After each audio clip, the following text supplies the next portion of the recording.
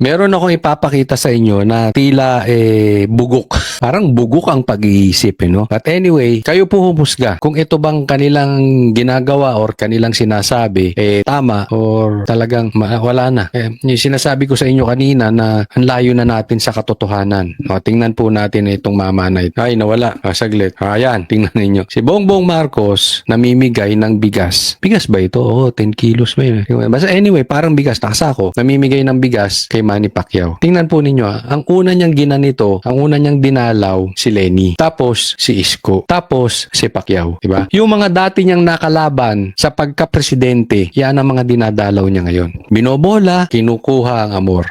In short, pinapakita niya na maayos siya. Pag kayo ay nalaglag sa patibong na ganyan, katangan nyo na lang. Hindi, totoo yan. Ito si Bongbong Marcos ay tila parang sa likod ay gumagawa ng another unity team. Pero unity gangsta type. Yung tipong magbibigay. Hindi nga lang pera, pero sige, ito ay para sa inyong syudad. Pero pera ng taong bayan yan. Kaya gangstas type Lagay. Ayan. Lagay na mukhang legal. Hindi yan para sa bayan. Hindi ko alam kung nabigyan sila or what. Hindi ko na sila wala naman tayong ebidensya patungkol dyan, so hindi natin masasabi. Ang masasabi lang po natin, ginawa niya na po kay Sara yung ganyang unity team at nakita nyo kung paano trinaydor si Sara. Ngayon, kung mauuto kayo sa ganyang style, talaga masasabi ko medyo may problema sa pag-iisip ninyo. Okay lang kung tatanggapin nyo yan para sa inyong syudad, ayos lang, walang problema. Pero kung magpapabola ka dyan, or magiging running mate, or tatakbo kayo dyan, or unity team kayo, mag-iingat kayo sa mamanto. Yung ginawa kay Sara na pinalibing pa yung tatay niya sa libingan ng bayani, yung nagbalik sa pwesto sa mga Marcos na pagkatagal-tagal ay hindi sila makapwesto as president, binalik and yet ginawa kay Sara, kayo pa. So kung merong binibigay sa inyo, tanggapin nyo lang. Pero hindi naman siguro kayo tanga para magpauto habang lantaran na po ang ebidensya ng pambubudol nito. Diba? Sabi nga, fool me once, shame on you. Fool me twice, shame on me. Kasi kahit hindi kayo nauto ngayon, pero nakita nyo kung paano nito trinaydor si Sara, tapos papauto kayo. Ewan ko sa inyo. Ito pa. Ito, mainit na usapin. Isa pa. Tingnan nyo kung sino ang nasa katinuan.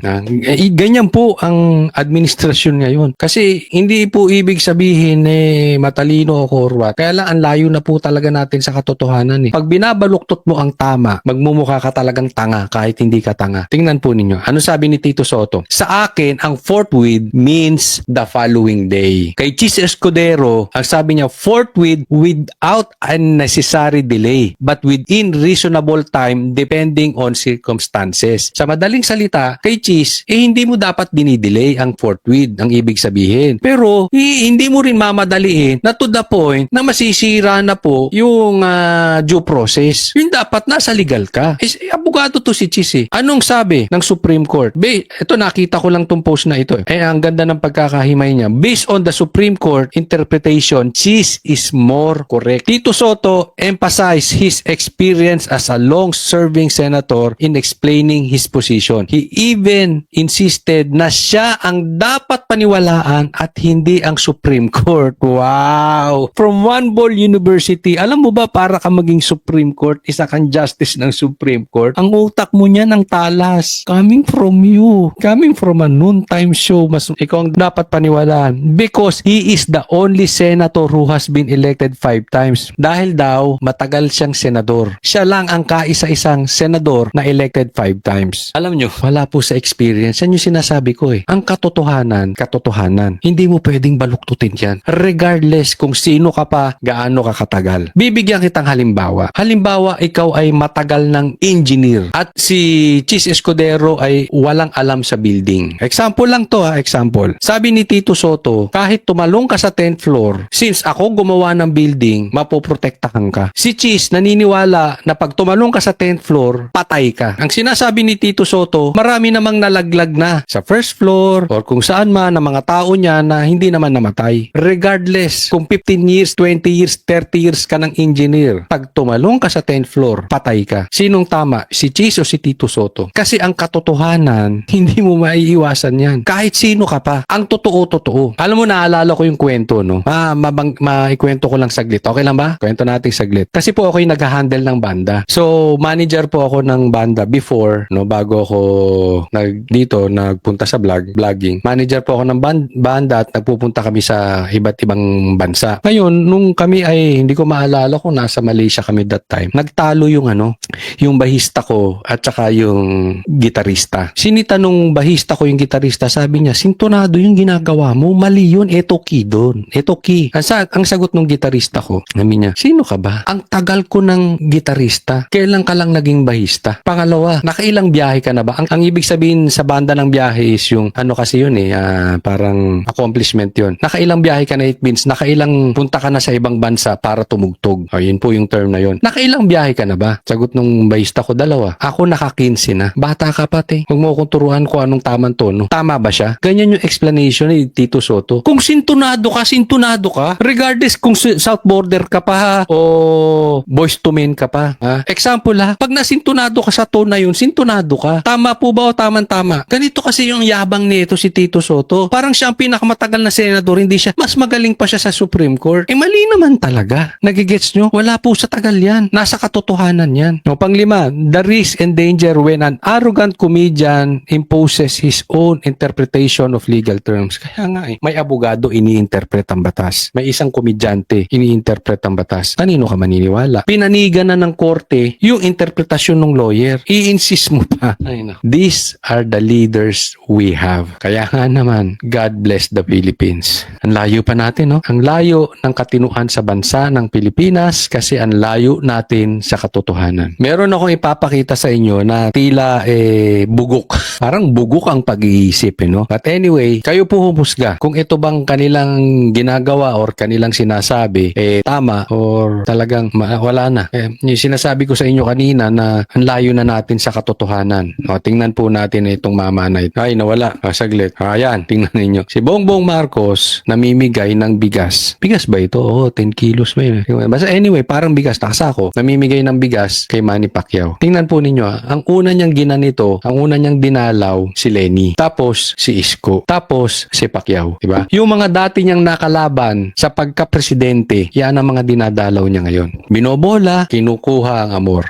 In short, pinapakita niya na maayos siya. Pag kayo ay nalaglag sa patibong na ganyan, katangan nyo na lang. Hindi, totoo yan. Ito si Bongbong Marcos ay tila parang sa likod ay gumagawa ng another unity team. Pero unity gangsta type. Yung tipong magbibigay. Hindi nga lang pera, pero sige, ito ay para sa inyong syudad. Pero pera ng taong bayan yan. Kaya gangstas type Lagay. Ayan. Lagay na mukhang legal. Hindi yan para sa bayan. Hindi ko alam kung nabigyan sila or what. Hindi ko na sila wala naman tayong ebidensya patungkol dyan, so hindi natin masasabi. Ang masasabi lang po natin, ginawa niya na po kay Sara yung ganyang unity team at nakita nyo kung paano trinaydor si Sara. Ngayon, kung mauuto kayo sa ganyang style, talaga masasabi ko medyo may problema sa pag-iisip ninyo. Okay lang kung tatanggapin nyo yan para sa inyong syudad, ayos lang, walang problema. Pero kung magpapabola ka dyan, or magiging running mate, or tatakbo kayo dyan, or unity team kayo, mag-iingat kayo sa maman to. Yung ginawa kay Sara na pinalibing pa yung tatay niya sa libingan ng bayani. Yung nagbalik sa pwesto sa mga Marcos na pagkatagal-tagal ay hindi sila makapwesto as president. Binalik and yet ginawa kay Sara. Kayo pa. So kung merong binibigay sa inyo, tanggapin nyo lang. Pero hindi naman siguro kayo tanga para magpauto habang lantaran na po ang ebidensya ng pambubudol nito. Diba? Sabi nga, fool me once, shame on you. Fool me twice, shame on me. Kasi kahit hindi kayo nauto ngayon, pero nakita nyo kung paano nito trinaydor si Sara, tapos papauto kayo. Ewan ko sa inyo. Ito pa. Ito, mainit na usapin. Isa pa. Tingnan nyo kung sino ang nasa katinuan.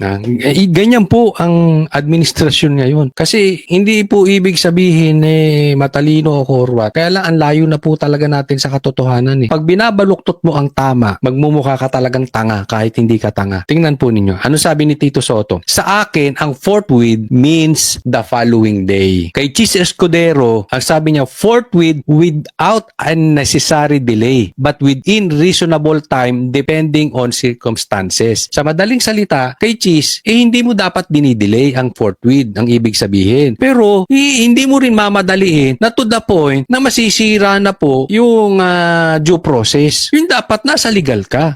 Abogado to si Chis Anong sabi ng Supreme Court? Ito nakita ko lang tong post na ito. Ang ganda ng pagkakahimay niya. Based on the Supreme Court interpretation, Chis is more correct. Tito Soto emphasized his experience experience as a long-serving senator in explaining his position. He even insisted na siya ang dapat paniwalaan at hindi ang Supreme Court. Wow! From One Ball University, alam mo ba para ka maging Supreme Court, isa kang justice ng Supreme Court, ang utak mo niya ng talas. Coming from you. Coming from a noontime show, mas ikaw ang dapat paniwalaan. Because he is the only senator who has been elected 5 times. Dahil daw, matagal siyang senador. Siya lang ang kaisa-isang senador na elected 5 times. Alam nyo, wala po sa experience. Yan yung sinasabi ko eh. Ang katotohanan, katotohanan. Hindi mo pwedeng baluktutin yan. Regardless kung sino ka pa, gaano ka katagal. Bibigyan kitang halimbawa. Halimbawa, ikaw ay matagal ng engineer at si Chis Escudero ay walang alam sa building. Example lang to ha, example. Sabi ni Tito Soto, kahit tumalong ka sa 10th floor, since ako gumawa ng building, mapoprotektahan ka. Si Chis naniniwala na pag tumalong ka sa 10th floor,